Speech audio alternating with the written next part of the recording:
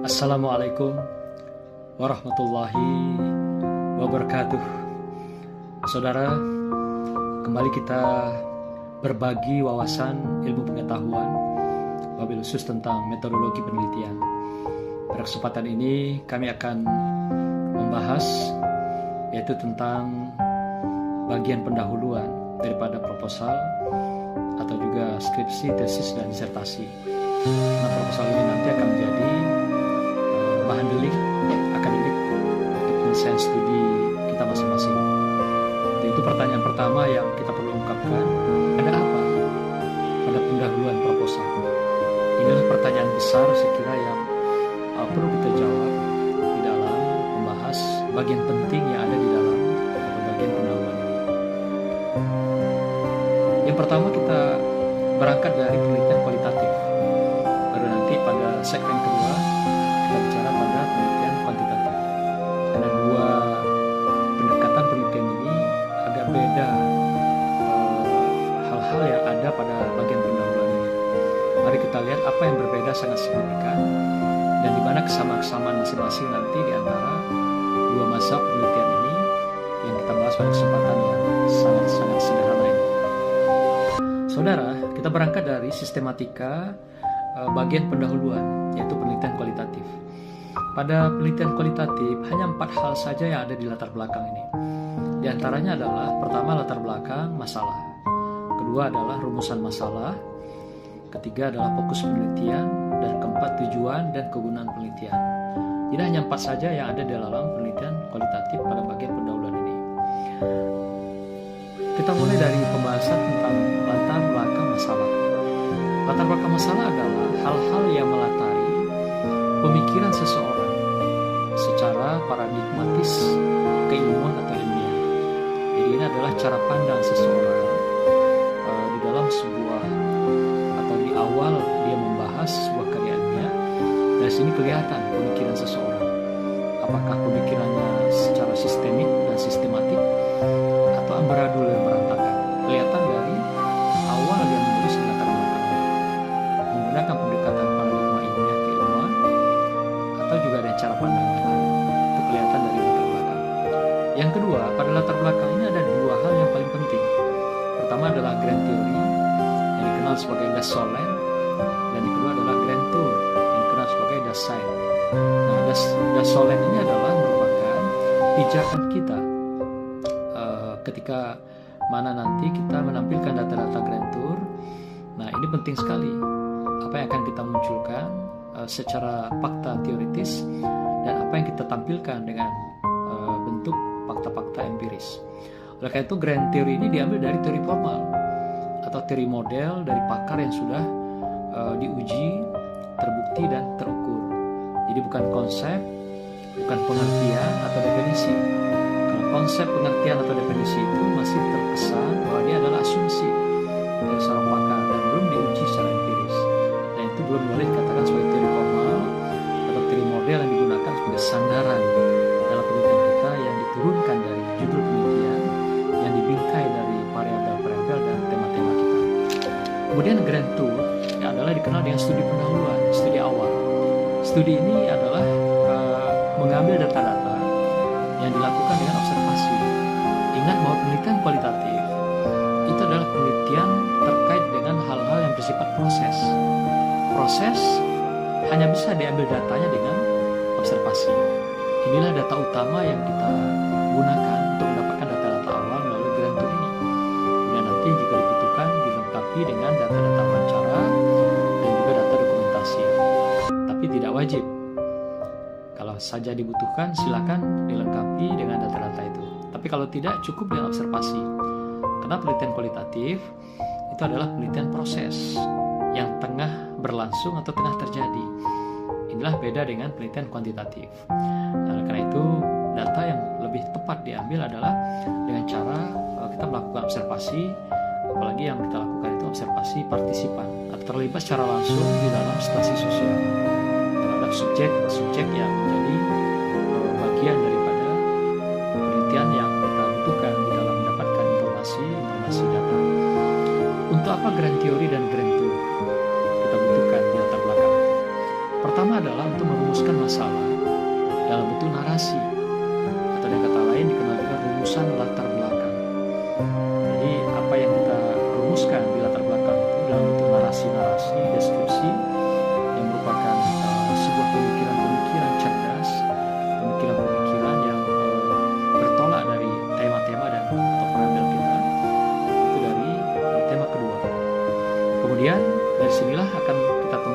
masalah.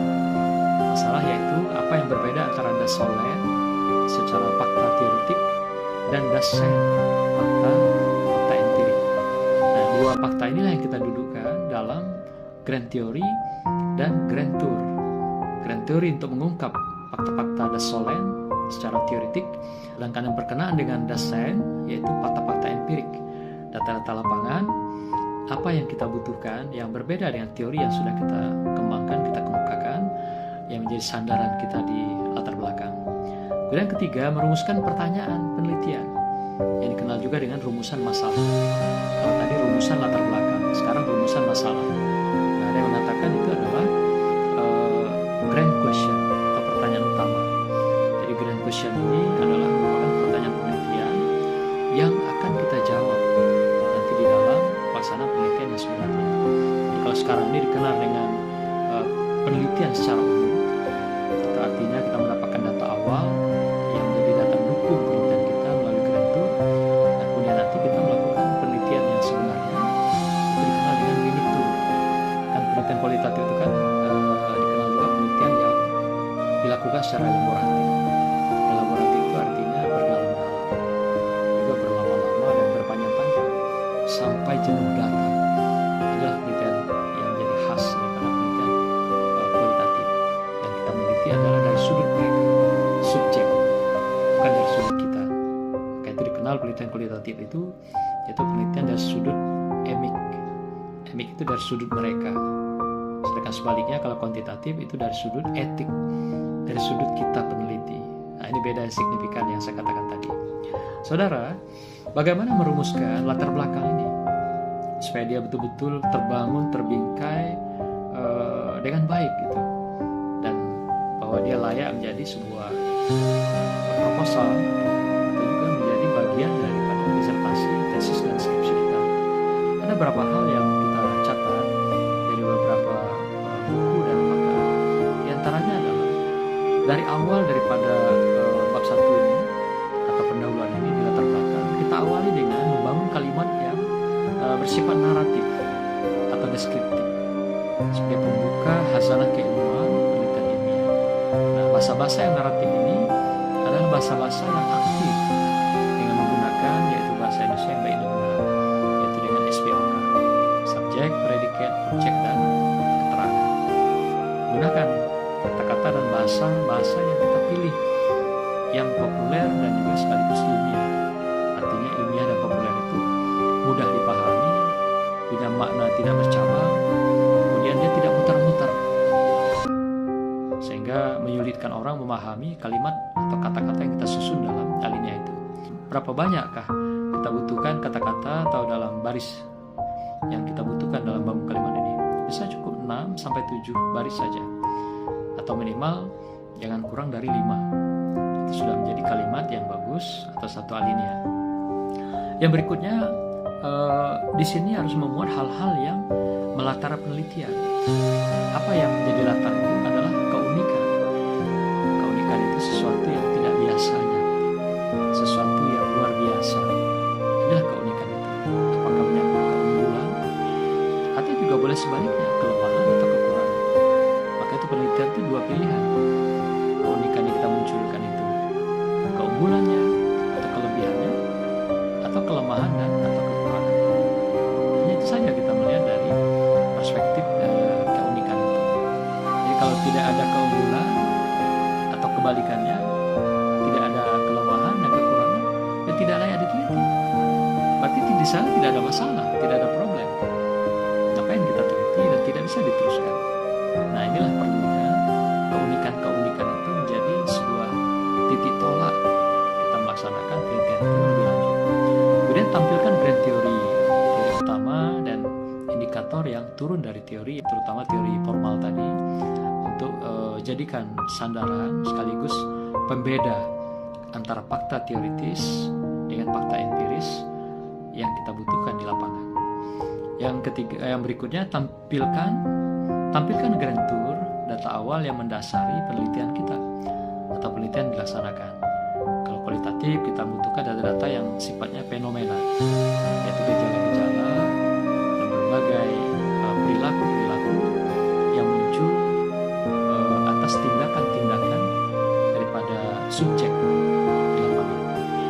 diambil fenomena-fenomena yang bertolak dari teori dan indikator. Inilah yang diambil dalam Grand Tour. Nah, artinya data Grand Tour itu adalah hal-hal yang berbeda dengan teori dan indikator yang kita rumuskan, yang kita turunkan dari teori-teori itu. Jadi apa yang berbeda dalam rumusan itu yang menjadi pintu kita masuk untuk melakukan penelitian selanjutnya. Tapi kalau belum ketemu data-data Grand Tour yang berbeda dengan teori, kita belum ketemu pintu masuknya. Tentu saja tidak bisa dipaksakan memasuki pintu gerbang sebuah riset kalau kita belum punya problem yang kita munculkan sebagai rumusan-rumusan ini yang berbeda antara fakta teoritik dan fakta empirik yang kita peroleh melalui observasi partisipan atau partisipasi terlibat di dalam situasi sosial. Yang berikutnya adalah fokus bahasan kita itu pada tema kedua kalau penelitian kualitatif. Kenapa? Karena pada tema kedua itulah letak masalah penelitian kita. Jadi masalah kita itu adanya di rumah tema kedua. Jadi tema pertama bagaimana? Tidak perlu didalami atau tidak perlu dilengkapi data-data yang kita munculkan seperti tadi melihat keunikan itu. Yang perlu dimunculkan keunikan adalah pada rumah masalah, yaitu tema kedua. Jadi ingat, rumah masalah penelitian kualitatif ada pada tema kedua, bukan pada tema yang pertama. Saudara, rumusan masalah yang pada bagian berikutnya dikenal juga dengan istilah grand question. Ya, jadi ada 3 bagian pada latar belakang atau pendahuluan ini. Pertama tadi grand theory dan grand tour. Ketiga apa? Adalah grand question. Itu 3 kesenyawaan yang tidak terpisahkan. Jadi kalau sebuah pendahuluan pada bab 1, kalau tidak muncul 3 aspek itu, grand theory, kemudian grand tour dan grand question, itu belum lengkap. Ya, kaidah-kaidah atau juga norma-norma yang kita bangun secara akademis pada bab 1. Nah, inilah pokok-pokoknya. Kemudian rumusan masalah itu pada penelitian kualitatif itu biasanya hanya 4 hal. Nah, pertanyaan utama yang menjadi grand question itu adalah pertanyaan yang nomor 1, yaitu pertanyaan yang berangkat dari kemengapaan. Why? Pertanyaan seperti ini. Mengapa kepemimpinan transformasional belum mampu mengembangkan SDM di PT KIS Provinsi Sumatera Barat? Ini contoh saja sebuah penelitian yang mengangkat tentang kepemimpinan transformasional dalam mengembangkan SDM di PT KIS. Berdasarkan grand tour yang ditemukan di lapangan, ada yang berbeda dengan teori yang sudah dirumuskan. Apa bedanya? Yaitu ditemukan di sini data awal yang berbeda dengan teori dan indikator adalah SDM di PT KIS ini belum mampu dikembangkan karena mereka sudah melakukan transformasi yang sudah merubah status namanya dari sekolah tinggi menjadi IAI misalnya, Institut Agama Islam Swasta. Ada juga Indaristid menjadi sekolah tinggi. Tapi realitanya di sana belum mampu mengembangkan SDM-nya, PSDM dosen, SDM karyawan, pejabat struktural, sampailah pada SDM mahasiswa. Jadi dalam rumusan masalah ini kita temukan tema pertama dan tema kedua. Tema pertama adalah kepemimpinan transformasional. Tema kedua adalah pengembangan SDM di PT KIS. Nah, inilah yang kita jadikan tema dalam penelitian kualitatif. Dan pertanyaan yang pertama ini adalah yang pertanyaan utama, grand question, yaitu kemengapaan. Jadi dalam penelitian kualitatif itu, ini yang paling utama dan pokok. Yang lain-lain itu komplemen. Jadi dengan kata lain, walaupun hanya 1 pertanyaan ini, tapi inilah yang dijawab dalam penelitian dalam bentuk mini tour, itu sudah bisa mewakili penelitian secara keseluruhan. Tapi kalau pertanyaannya berapapun jumlahnya, ternyata tidak mengungkapkan pertanyaan kemengapaan, belum selesai itu penelitian. Walaupun sudah sampai 500 halaman, 1000 halaman sekalipun yang hasil temuan penelitian itu. Tapi kalau pertanyaan kemengapaan tidak muncul, tidak dijawab dalam penelitian, itu bukanlah penelitian kualitatif. Dan penelitian itu belum usai. Ingat, dalam penelitian kualitatif kita mengungkap makna yang sesungguhnya, yang dikenal dengan meaningful, atau di dalam istilah Weber dikenal dengan Verstehen, mengungkap makna yang sesungguhnya dari atau di balik tindakan perilaku seseorang. Nah, kalau kita ingin tahu makna yang sesungguhnya meaningful itu, ya hanya dengan pertanyaan kemengapaan, mengapa? Kalau tidak ada yang pertanyaan kemengapaan atau mengapa ini, tidak akan pernah kita ungkap makna yang sesungguhnya atau Verstehen dalam penelitian kualitatif. Maka itu pertanyaan apapun selain dari kemengapaan itu hanyalah pelengkap atau istilahnya komplement. Seperti misalnya contohnya, pertanyaan kedua, bagaimana kepemimpinan transformasional PTKIS di Provinsi Sumatera Barat? Itu adalah pertanyaan terhadap tema yang pertama. Dan pertanyaan, ingat, bagaimana? Apa maksud pertanyaan bagaimana itu? Adalah kita ingin mengungkap makna yang ada di permukaan luar, atau menjelaskan deskripsi narasi permukaan bagian luar. Nah, sementara kemengapaan membuka makna yang sesungguhnya, yaitu permukaan bagian dalam. Nah, demikian juga pertanyaan yang ketiga, bagaimana kondisi SDM di TKIS Provinsi Sumatera Barat? Nah, ini adalah tema yang kedua. Artinya pertanyaan bagaimana di sini juga sama, kita mengungkap deskripsi narasi pada tema kedua. Nah, yang keempat adalah pertanyaan gabungan tema satu dan tema kedua. Tapi pertanyaannya bagaimana? Sama, kita ingin mengungkap permukaan luar. Pertanyaannya adalah bagaimana kepemimpinan transformasional PTKIS dalam mengembangkan SDM di Provinsi Sumatera Barat. Sama dengan pertanyaan yang nomor satu. Tapi pertanyaan nomor satu tadi dia berangkat dari mengapa. Kalau pertanyaan nomor 4 ini berangkat dari bagaimana. Nah, sehingga dengan demikian kita lagi-lagi mengungkap pada perspektif pertanyaan ini adalah dari sisi permukaan luar, bukan permukaan dalam. Kemudian bagian berikutnya, saudara, fokus penelitian. Fokus penelitian itu kalau dalam penelitian kualitatif sekaligus itu membatasi penelitian. Maka itu fokus penelitian dilakukan itu sesuai dengan nomenklatur atau prodi peneliti sendiri.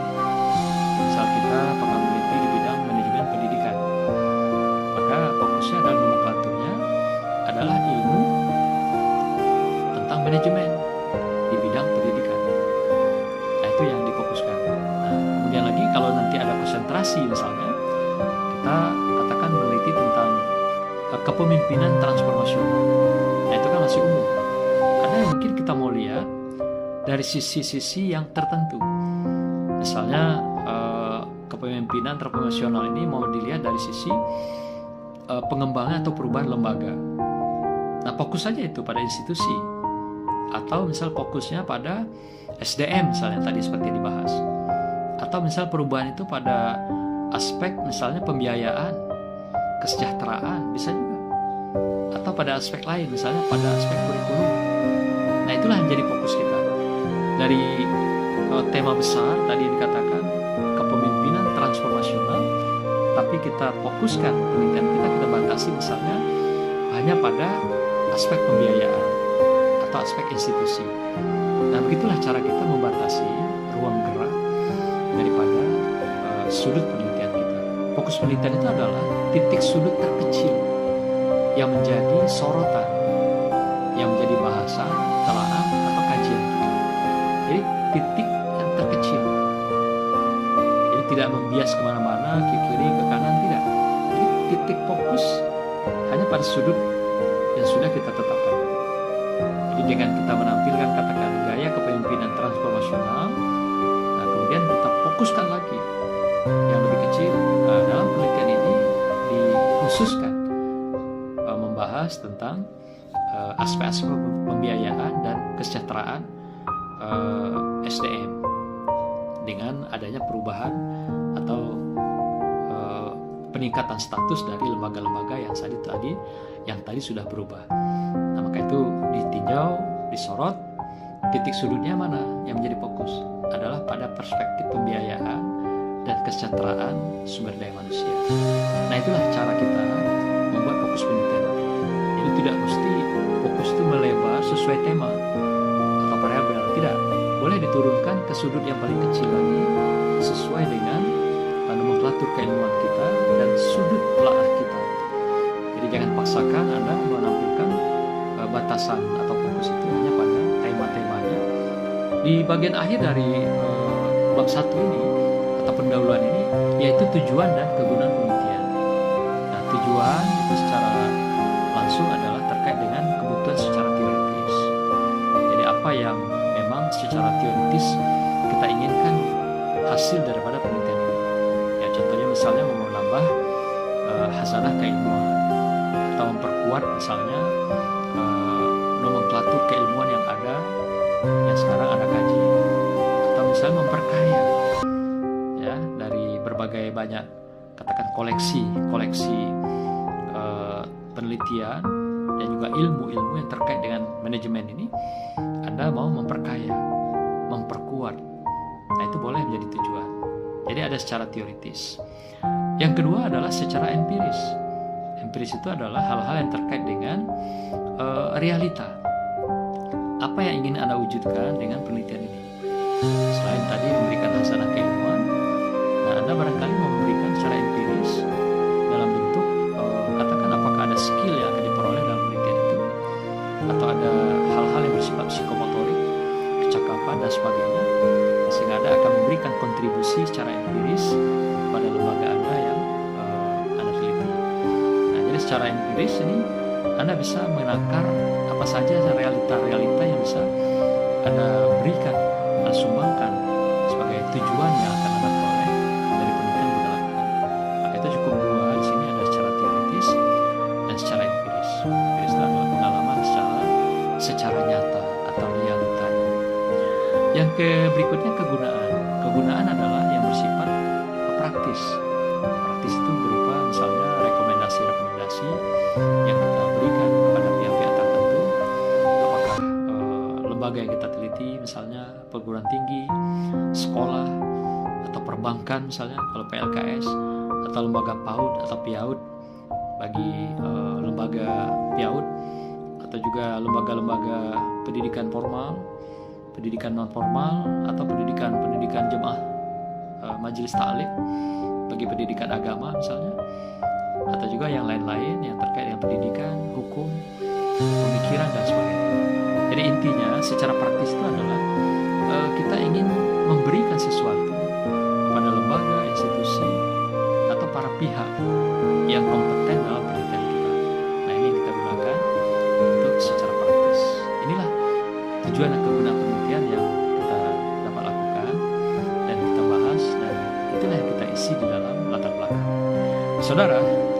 Saudara, kembali kita membahas tentang perspektif penelitian kuantitatif atau dikenal dengan penelitian positivistik, ya, penelitian yang berbasis angka, nilai, juga berbantuan komputer dan statistik. Untuk secara umum kita melihat ada beberapa yang perlu kita isi sebagai rangka atau sistematika pada pendahuluan ini. Di antaranya adalah pertama latar belakang, kedua ada identifikasi masalah, ketiga adalah pembatasan masalah, keempat ada rumusan masalah, dan terakhir yang kelima ada tujuan dan kegunaan penelitian. Nah, sekarang kita mulai dari latar belakang masalah. Latar belakang masalah prinsipnya sama dengan penelitian kualitatif. Ya, sudah kami uraikan tadi. Yang dalam konteks ini yang berbeda hanya pada perspektif Grand Tour. Nah, Grand Tour itu bedanya apa? Kalau dalam penelitian kualitatif kita mengumpulkan data atau fakta-fakta awal secara empirik itu pada riset pendahuluan ini dengan melakukan observasi. Jadi Grand Tour-nya diperoleh melalui observasi. Mengapa? Karena penelitian kualitatif itu proses. Nah, beda dengan penelitian kuantitatif. Kuantitatif ini adalah kita meneliti sesuatu yang sudah terjadi, sesuatu yang sudah berlangsung. Kalau sesuatu yang sudah terjadi, kita tidak bisa mendapatkan data dengan observasi atau wawancara, tapi harus data-data dokumentasi. Data dokumen-dokumen lah yang jadi dukungan untuk studi pendahuluan kita ini. Kalaupun kita membutuhkan data tambahan, boleh dilengkapi dengan data-data yang kita peroleh dengan wawancara. Sama juga dengan ketika kita meneliti kualitatif, data utamanya adalah kita peroleh dengan observasi. Tapi kalau kita masih membutuhkan data dukung, boleh dilakukan, dikembangkan dengan melakukan wawancara, selain juga dengan dokumentasi. Nah, inilah beda signifikan antara penelitian kualitatif dan kuantitatif pada Grand Tour ya. Ini yang akan kelihatan betul, karena juga rumusan yang akan muncul nanti dalam pertanyaan akan beda dibandingkan dengan pertanyaan yang dalam kualitatif. Saudara, kalau bicara untuk apa Grand Theory dan Grand Tour sama dengan apa yang tadi sudah saya uraikan dalam penelitian kualitatif. Ini sama juga pertama untuk merumuskan masalah dalam bentuk narasi-narasi, dan menemukan masalah yang berbeda antara the solen sebagai teori dan juga the science sebagai fakta, dan untuk merumuskan pertanyaan penelitian atau rumusan masalah sama dengan penelitian kualitatif. Kemudian teknik merumuskan latar belakang dalam penelitian kuantitatif sama juga sebenarnya.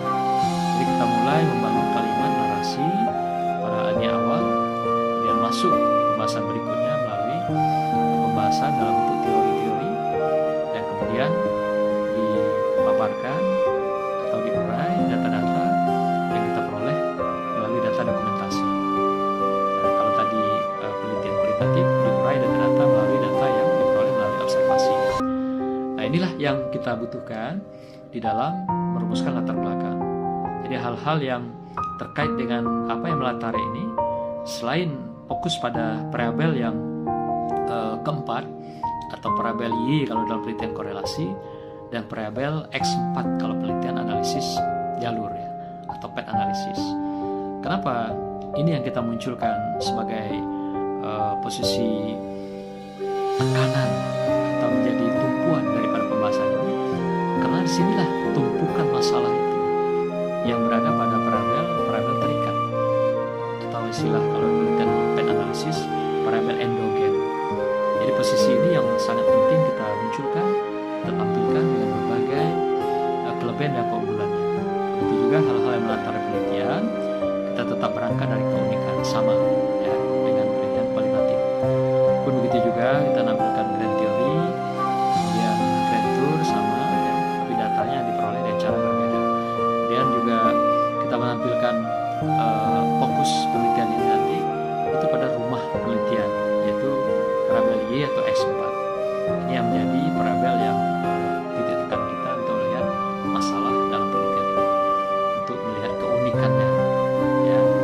Keunikan itu ada pada rumah masalah, yaitu pada Y, variabel terikat, atau variabel X4, variabel endogen istilahnya kalau dalam penelitian path analisis. Kemudian identifikasi masalah. Nah, ini berbeda yang signifikan antara penelitian kualitatif dan kuantitatif. Identifikasi masalah ini merupakan pengungkapan statement atau pernyataan terkait dengan variabel, utamanya variabel bebas atau eksogen dalam penelitian analisis path, yang dimungkinkan berkontribusi terhadap variabel terikat atau endogen tadi.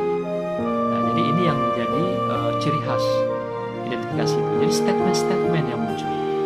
Kemudian statement ini dalam bentuk identifikasi ini ditelusuri berdasarkan teori yang terkait dengan variabel bebas. Jadi bukan mengada-ada juga. Jadi berdasarkan beberapa variabel bebas yang dianggap diduga bisa memberikan kontribusi pada variabel terikat atau variabel X4, ini berdasarkan analisis yang kita turunkan dari bacaan teori. Jadi bukan ujuk-ujuk dimunculkan statement-statement itu. Jadi kita baca ada beberapa variabel lain yang diduga secara teoretik bisa memberikan kontribusi, itu kita munculkan identifikasi. Artinya kita menampilkan ada variabel-variabel lain yang berbeda dengan variabel yang kita teliti, itulah yang menjadi identifikasi masalah.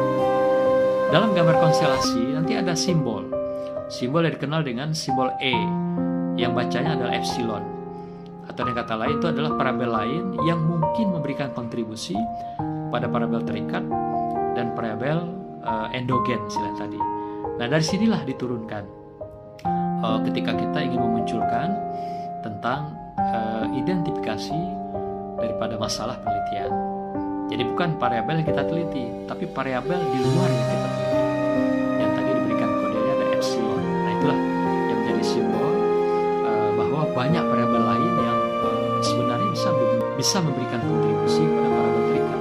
Tapi dalam penelitian ini kita hanya batasi hanya 4 variabel saja, dan itu pun dibatasi mengecil lagi nanti, seperti yang saya contohkan dalam kepemimpinan transformasional tadi. Jadi bisa kecil kecil lagi turun titik sudutnya itu yang kita batasi. Jadi tidak hanya terikat pada variabel, tapi turun dia pada sub-sub variabel. Berdasarkan nomenklatur keilmuan yang sudah berkembang dan maju, kita bisa lebih kecil lagi yang kita sorot sebagai batasan penelitian nanti yang kita buat. Jadi ingat bahwa identifikasi masalah penelitian yang kita munculkan dalam penelitian kuantitatif adalah diambil diturunkan dari variabel epsilon, variabel yang bukan kita teliti, tapi ada di dalam lingkup penelitian kita, tapi dia tidak kita teliti gitu. Nah, inilah yang menjadi identifikasi. Saudara, berikutnya adalah rumusan masalah. Nah, ini juga agak beda signifikan dengan penelitian kualitatif. Kalau kualitatif tadi berangkat dari pertanyaan kemengapaan, mengapa, dan bagaimana. Nah, dalam penelitian kuantitatif justru yang dominan adalah pertanyaan apakah. Contohnya seperti ini. Misalnya penelitian korelasi, dia punya 4 variabel. Nah, kemudian kita rumuskan masalahnya dalam pertanyaan-pertanyaan sederhana. 1, apakah terdapat hubungan antara X1 dengan Y? Artinya variabel X1 dengan variabel Y. Yang kedua, apakah terdapat hubungan antara X2 dengan Y? Ketiga adalah, apakah terdapat hubungan antara X3 dengan Y? Dan keempat adalah, apakah terdapat hubungan antara X1, X2, dan X3 secara bersama-sama atau secara simultan dengan Y? Nah, itulah khas, ya, kekhasan daripada penelitian kuantitatif yang jauh beda dengan pertanyaan penelitian kualitatif. Demikian juga dalam berdasarkan yang kuantitatif yang berbasis model path analysis atau analisis jalur, ini justru lebih banyak pertanyaan penelitiannya, yaitu ada 10. Kalau korelasi hanya 4. Karena korelasi hanya melihat atau mengukur adanya kontribusi searah. Searah maksudnya X1 terhadap Y. Udah selesai. X2 terhadap Y. Jadi searah saja, dia titik. Nah, beda dengan penelitian analisis jalur. Dalam penelitian analisis jalur ini, dia punya 10 pertanyaan. Mengapa bisa sampai mengembang 10 pertanyaan itu? Karena semua variabel dilakukan analisisnya, dia lakukan pengukurannya, dia lakukan perhitungan. Seperti misalnya ada apakah terdapat pengaruh antara X1 terhadap X4? 1. Kemudian apakah terdapat pengaruh antara X2 terhadap X4? 2. Kemudian yang ketiga, apakah terdapat pengaruh antara X3 terhadap X4? Kemudian apakah terdapat pengaruh antara X1 terhadap X2? Nah, ini mulai muncul perbedaan antara korelasi dengan analisis jalur. Jadi kalau dikorelasi ini tidak melihat hubungan antara S1 terhadap S2, S1 terhadap S3, tidak. Tapi dalam path analysis itu semua diukur. Jadi bukan saja dia kepada X4 sebagai variabel endogennya atau terikat, tapi juga dilihat antar variabel. S1 terhadap S2, X1 terhadap S3, X2 terhadap X3. Belum lagi adanya variabel yang bersifat interpending di tengah. Jadi misalnya hubungan X1 terhadap X4 melalui X3 misalnya gitu. Nah, itu akan muncul nanti dalam penelitian seperti ini. Misalnya pertanyaan nomor 7, apakah terdapat pengaruh antara X1 terhadap X4 melalui X3? Itu ada variabel di tengah antara, yaitu variabel yang kita kenal interpending, atau juga itu juga adalah bagian dari variabel bebas sebenarnya yang dikenal dengan exogen. Nah, cuma di dalam path analysis tidak terlalu populer variabel terikat dan bebas. Mereka menamakan istilahnya endogen dan exogen. Itulah yang digunakan dalam variabel itu. Endogen adalah variabel yang dikenal sama dengan variabel terikat, dan exogen adalah variabel bebas. Inilah yang dikenal dalam dua model penelitian kuantitatif. Jadi ada juga nanti yang bertanya, mengapa kok sampai 10 pertanyaan penelitian? Kenapa tidak kurangi 4 saja? Nah, kalau ada yang bertanya seperti ini, itu menunjukkan mereka tidak paham penelitian kuantitatif dengan pendekatan atau model path analysis. Ya. Karena itu sudah baku, sudah protapnya. Penelitian korelasi 4 pertanyaan. Dan penelitian untuk path analysis 10 kalau 4 variabel. Tapi kalau dikurangi 3 variabel, misal untuk tesis S2, ya berkurang lagi. Yang tadinya dikorelasi 4 pertanyaan, dia tinggal 3 saja nanti itu. Demikian juga yang di kalau penelitian path analysis, yang 10 bisa jadi 6 atau bisa 5 gitu ya. Jadi tidak semuanya bisa disamakan jumlah pertanyaan penelitian itu. Tambah variabel, tambah banyak rumusan masalahnya. Itu aja intinya. Jadi kalau ada pertanyaan seperti yang saya sampaikan tadi, banyak sekali pertanyaan sampai 10. Apa 10-nya semua diukur? Oh iya, itulah protap penelitian dan analisis. Itu kita cukup tersenyum kalau ada pertanyaan demikian, ya, karena ada nanti yang bertanya karena ketidaktahuan atau tidak paham dengan penelitian kuantitatif. Nah, inilah yang memang sudah menjadi protap dan tidak bisa kita hindari di dalam penelitian ilmiah akademis. Saudara, di sini kita kenal juga ada istilah batasan penelitian. Kalau tadi pada penelitian kualitatif dikenal fokus penelitian. Di sini kuantitatif mengenal batasan. Sebenarnya sama isinya, yaitu batasan penelitian dilakukan sesuai nomenklatur atau prodi peneliti. Jadi kita membatasi batasan di sini ya sesuai nomenklatur dan prodi kita. Itu yang kita berikan tekanan. Kemudian titik sudut terkecil yang menjadi sorotan, sama tadi seperti contoh. Jadi parabel misalnya kita gunakan kepemimpinan transformasional. Tapi yang kita sorot di dalam batas penelitian itu, dalam parabel kita, bukan semua dalam kepemimpinan transformasional itu. Mungkin kita mau melihat pada aspek lembaga, pembiayaan, SDM, kemudian sistem pemasaran, atau pada perspektif misalnya strategi-strategi, langkah-langkah yang dilakukan untuk melakukan perubahan-perubahan itu.